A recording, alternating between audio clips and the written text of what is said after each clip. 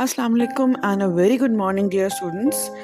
I welcome all of you to your first geography lecture, and you will be studying geography as a separate subject from now on, from grade 6.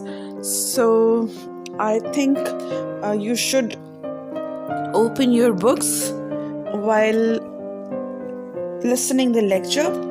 This is your first chapter, that is Unit 1, Structure of the Earth and Types of Rocks. But before we dive into the details of the Unit 1, let's explore what is geography.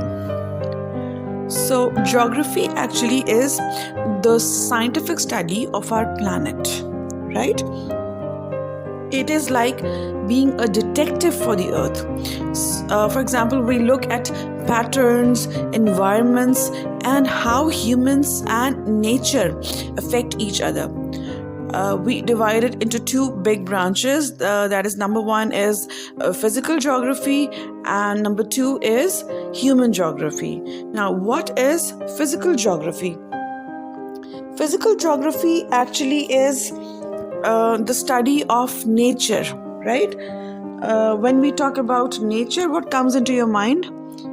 That means you are talking about, or you're thinking about, the Earth's surface and its features such as oceans, rivers, glaciers, the coast, weather, climate, rocks, etc. It also helps us realize the might of these natural elements and how their changes can harm us through some of the natural disasters such as earthquakes, volcanoes, tsunamis, etc. Right?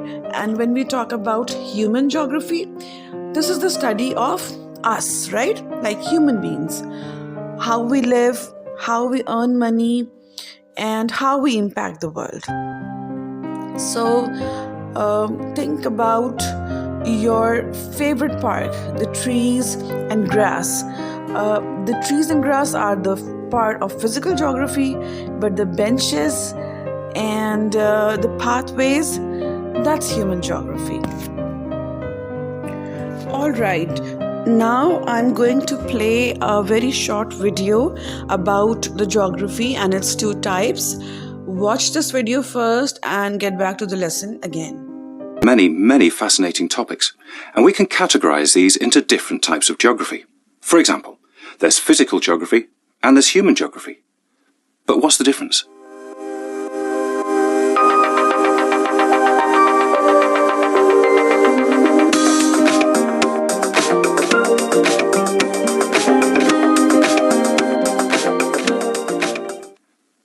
Physical geography is the study of the processes and the shape of the Earth's surface. It deals with processes and patterns in the natural environment, such as in the atmosphere, hydrosphere, biosphere, and geosphere. In physical geography, you will look at how the world works without us humans. It's about understanding a huge variety of features, from volcanoes to hurricanes, from mountains to deserts, from small streams to vast oceans, from tropical rainforests to freezing tundra. Without humans, all these features would still be here, shaping the Earth's surface. So they are physical geography. Let's look at some more physical geography.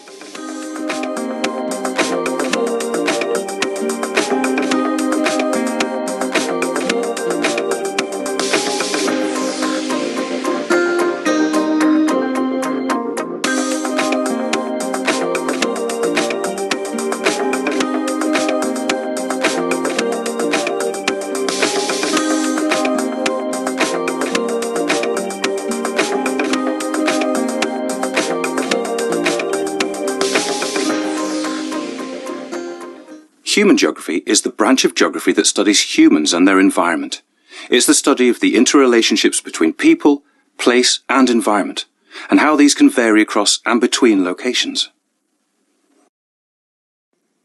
In human geography, you'll look at how and where people live, from the smallest isolated dwelling to the largest megalopolis.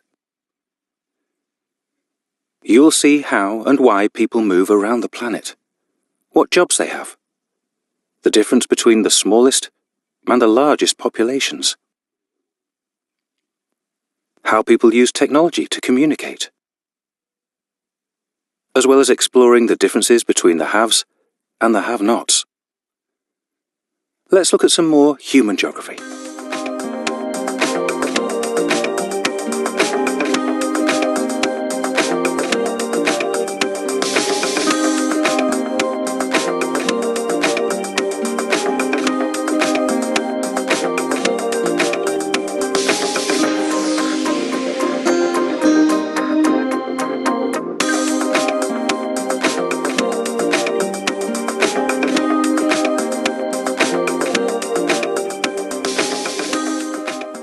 So there you have it, the difference between physical and human geography.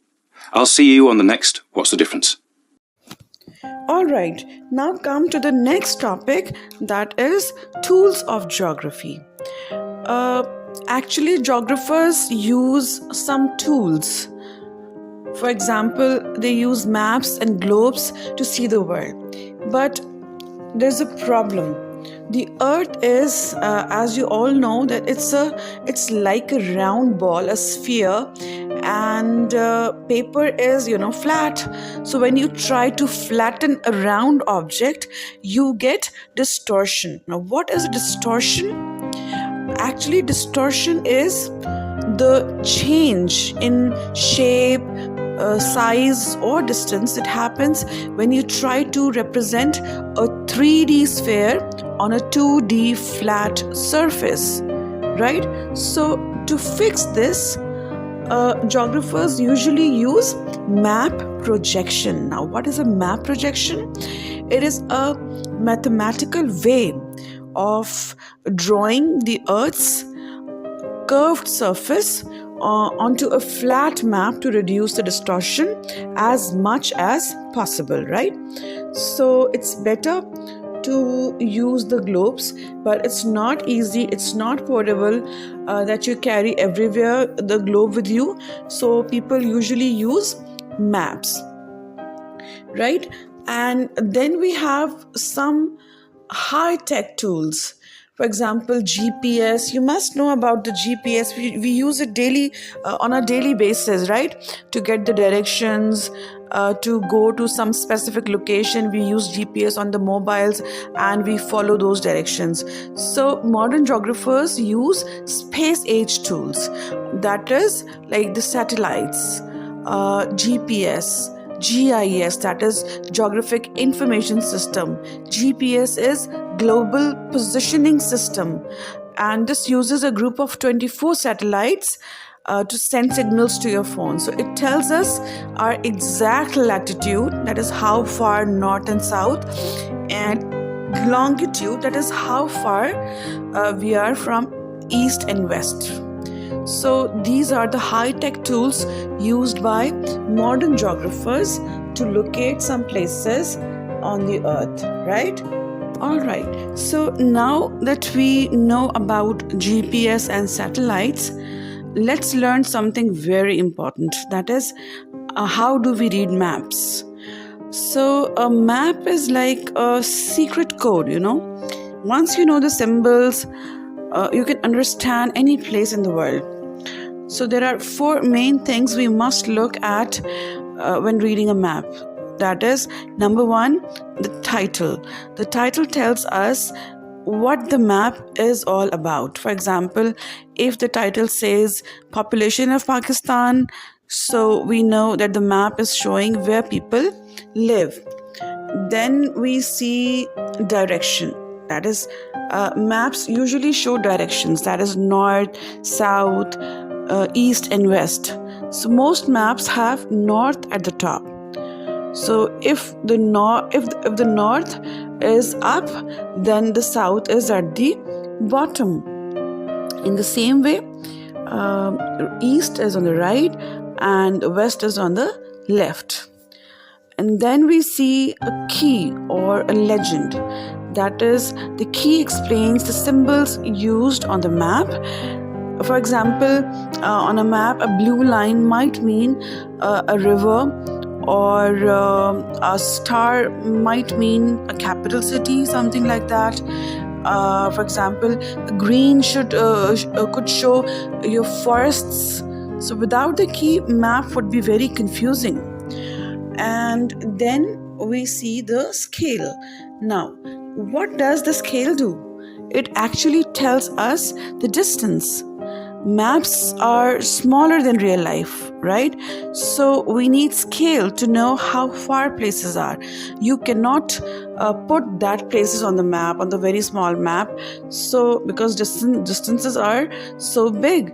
So we have to symbolize it, and we use scale for that purpose. For example, 1 centimeter on the map might be equal to 10 kilometers in real life. So in this way, we use scale to understand the distance and to project that distance on the map. Then I want you to do a practice. I'll give you the worksheet on that, and we'll do practice in the class as well. So please read the chapter and read the topic very carefully. I'll ask you about this in the lesson, in the class, okay?